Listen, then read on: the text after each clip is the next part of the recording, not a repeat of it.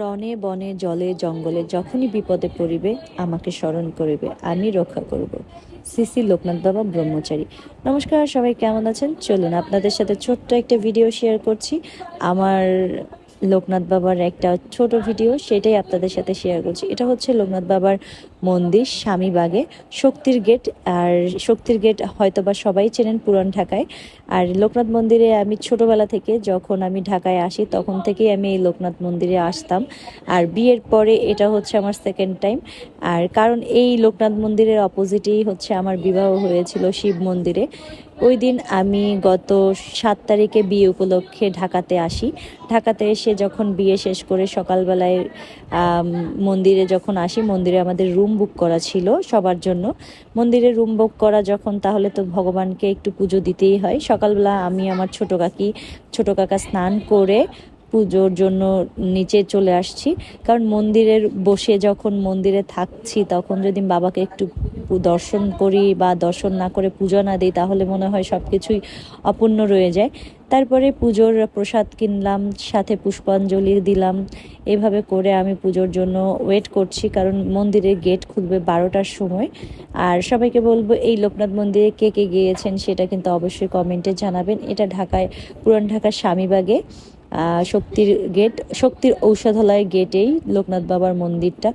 আমার এই জায়গাটা হচ্ছে ছোটোবেলা থেকেই আমি এই মন্দিরে আসতাম, যেটার অনেক কিছু এখন পরিবর্তন, বাট আমার কাছে এত শান্তি লাগে। মন্দির মানেই হচ্ছে শান্তির জায়গা।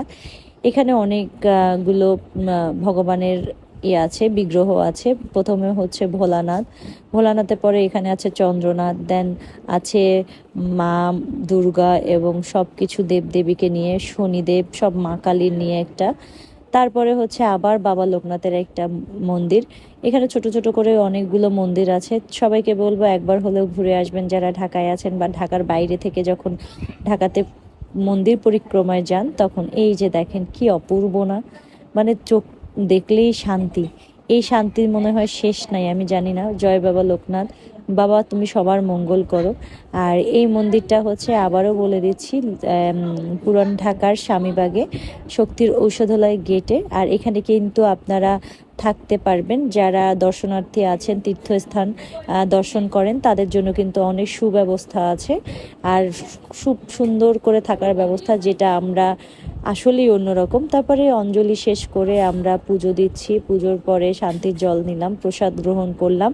এভাবে করে আজকের দিনটাই শেষ হলো। ওই দিন আমি আসলে মনে হলো আমার জীবনের সবচেয়ে সুন্দরতম একটা দিন গিয়েছে। সবাইকে বলবো একবার হলেও দর্শন করে বলো জয় বাবা লোকনাথ। বাবা লোকনাথ সবার মঙ্গল করুক, এটাই চাই, প্রার্থনায় রাখুক সবাইকে, সবার মনস্কামনা পূর্ণ করুক। বাবা লোকনাথের কাছে এতটুকুই প্রার্থনা।